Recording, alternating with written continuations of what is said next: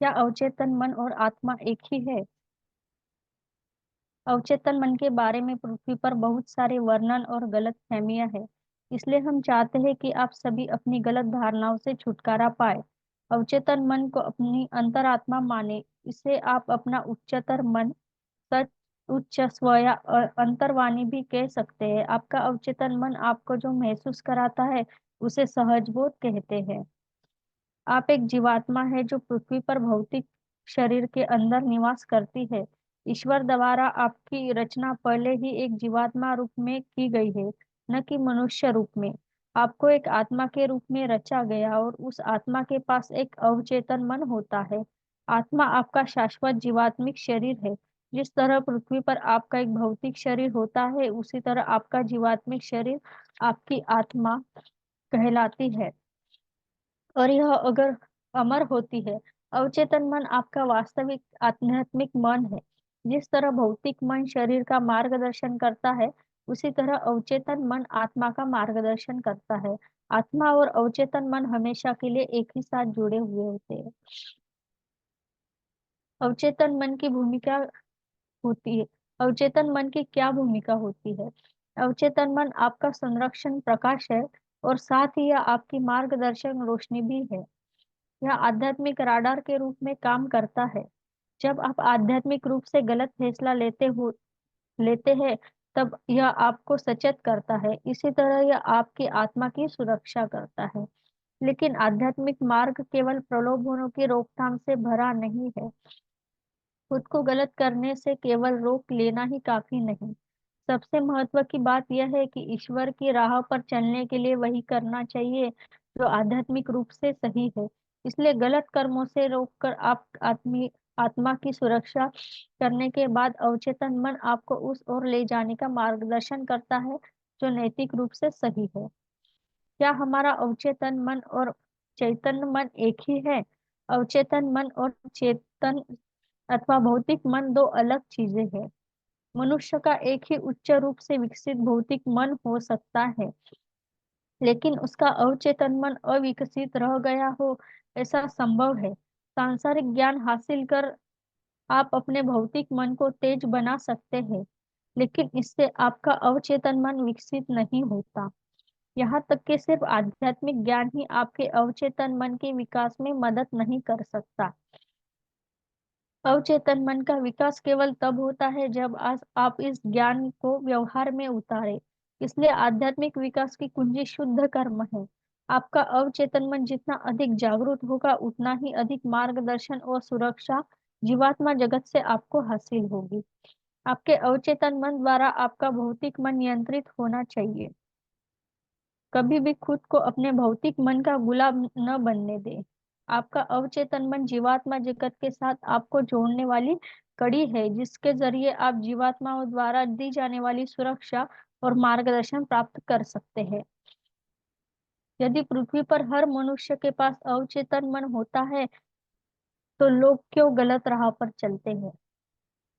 कई बार आपके भौतिक मन और अवचेतन मन के विकारों के बीच टकराव होता है। इसका कारण है कि भौतिक मन तार्किक होता है। यह ऐसी राह पर चलना अथवा ऐसे कार्य करना चाहता है जो तर्कपूर्ण हो, लेकिन हो सकता है अवचेतन मन इसके विरुद्ध हो। इस स्थिति में ऐसा लगता है जैसे दोनों मन के बीच युद्ध छिड़ा हो। यह एक अच्छी बात है। यदि भौतिक और अवचेतन मन के बीच संघर्ष न हो, तो इससे स्पष्ट होता है कि आपका अवचेतन मन काम नहीं कर रहा है और आप पूरी तरह मन के नियंत्रण में है। पृथ्वी पर कोई भी मनुष्य पूरी तरह केवल अपने अवचेतन मन का अनुसरण नहीं कर सकता। इसका कारण यह है कि एक साधारण मनुष्य का अवचेतन मन बहुत कम कम जागरूक होता है।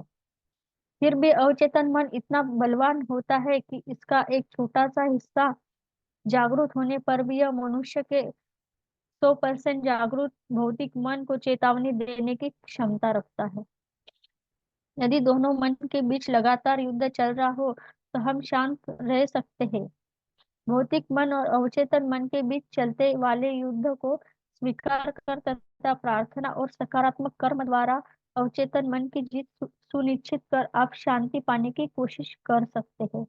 भौतिक मन हमेशा इस ताक में रहता है कि वह कैसे आपको अपना गुलाम बनाए, और वह आपके सभी बुरे कर्मों को सही ठहरा कर आपको आध्यात्मिक रूप से नीचे गिरने वाले मार्ग पर ले जाता है। मन की शांति तभी प्राप्त होती है जब आप अवचेतन मन की आवाज सुनकर सही कदम उठाते हैं। अगर भौतिक मन अवचेतन मन के विरुद्ध काम करता है तो हमारे पास यह होता ही क्यों है? भौतिक मन को यदि प्रशिक्षित न किया जाए तो यह नकारात्मक बन सकता है और अवचेतन मन के खिलाफ काम कर सकता है। लेकिन यदि आप सही प्रयोग किया जाए तो भौतिक मन अवचेतन मन को बेहतरीन सहायक बन सकता है। जब भौतिक मन की बुद्धि अवचेतन मन के मार्गदर्शन के रूप में चलती है तो यह संयोजन बहुत बलवान होता है। इसलिए यदि आप भौतिक मन का सही उपयोग करते हैं तो यह आपके लिए एक उपहार बन जाता है। भौतिक मन एक परीक्षा भी है।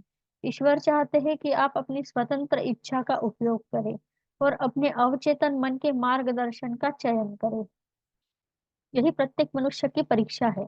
आपको अपने भौतिक मन को अपने नियंत्रण में रखना चाहिए, न कि खुद को उसके नियंत्रण में रखना चाहिए। पृथ्वी पर मनुष्य आध्यात्मिक रूप से गलती कर बैठते हैं क्योंकि उनका अवचेतन मन सुप्त हो जाता है। दूसरे शब्दों में अवचेतन मन बंद हो जाता है।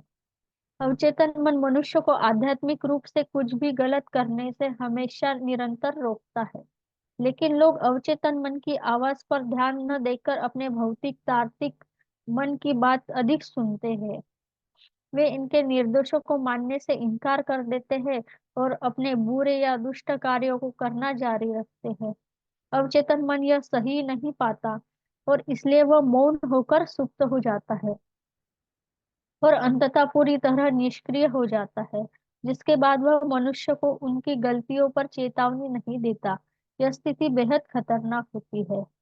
मनुष्य की अंतरात्मा उसे केवल तभी चेतावनी देती है जब उसका अवचेतन मन कार्यरत हो। इसका एक साधारण उदाहरण है, जब आप किसी को दुख पहुंचाते हैं अथवा किसी के बारे में नकारात्मक सोचते हैं तो आपका अवचेतन मन आपको चेतावनी देता है और आपको अपराध बोध महसूस होता है। इसका यह मतलब है कि आपका अवचेतन मन जागरूक है। आप अपराध बोध को अपने ऊपर हावी न होने दें। उस अपराध बोध का एक विशिष्ट उद्देश्य है, इससे आपके अंदर आपके द्वारा की गई गलती को सुधारने की इच्छा जागती है। आपको इससे सीख लेनी चाहिए और दोबारा वह गलती कभी नहीं करना चाहिए। ऐसा होने पर अपराध बोध चला जाता है। अपराध बोध से निपटने का यह सही तरीका है। कभी कभी यह जानते हुए भी कि आपको कुछ गलत किया है, अगर आप अपने अपराध बोध को दबाकर इसे शुरू से ही अनदेखा कर देते हैं तो आप अपने अवचेतन मन को नजरअंदाज कर इसकी तरह सलाह की अवहेलना करते हैं। तब आप ऐसा बार बार करते हैं तो आपका अवचेतन मन सुप्त हो जाता है।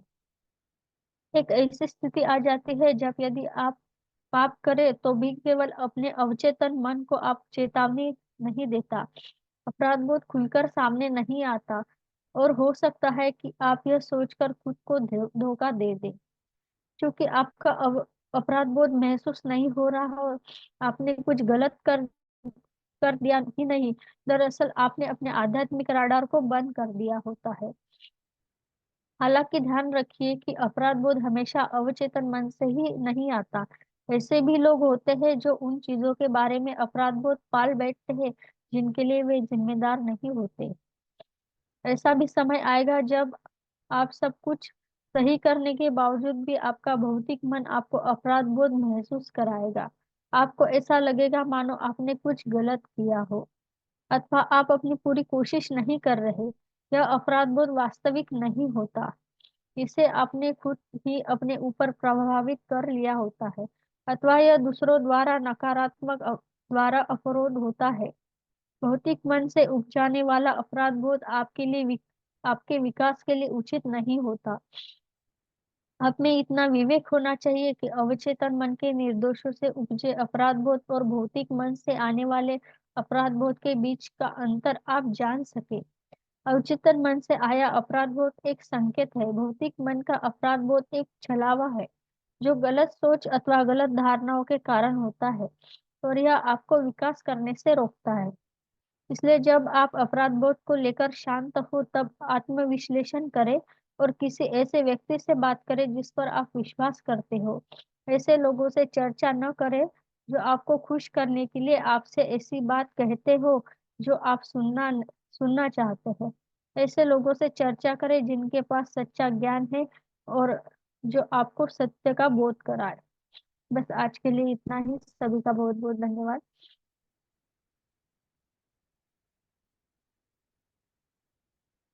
तो आज का सेशन यही समाप्त करते हैं, हमारे भीतर बैठे उस परमात्मा को, परम शक्ति को नमन करके आज का सेशन यही समाप्त करते हैं। सभी का बहुत बहुत धन्यवाद। Thank you so much.